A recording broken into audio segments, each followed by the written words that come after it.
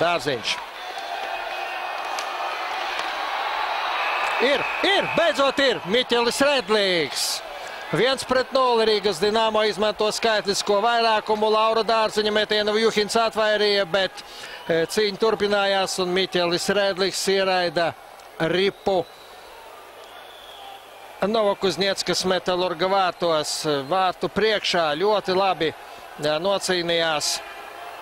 Troters tur bija, jā. Šķiet, ka viņš tas bija. Nē, Troters bija tur vēl tālāk vārtu priekšā šeit pašā.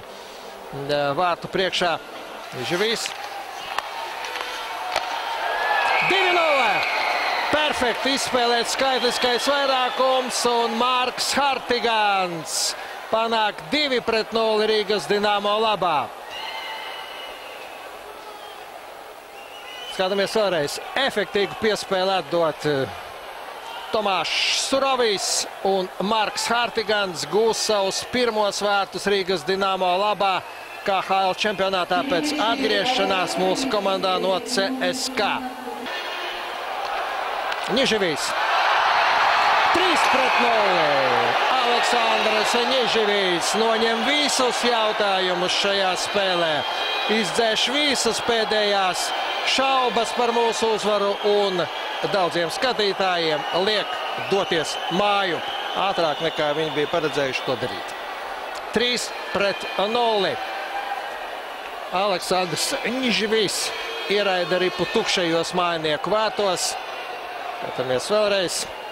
Bukarts iemet ripu mājinieku zonā. 3 sekundes, 2, 1. Otrajā spēlē pirmā sausā uzvara. Pirmā uzvara KHL čempionātā Novokuzņiecká. Pirmais sausais mačs Krisam Holtam viņa karjerā kontinentālajā hokeja līgā. 3-0 Rīgas Dinamo uzvar Novokuzņieckas Metalurgu.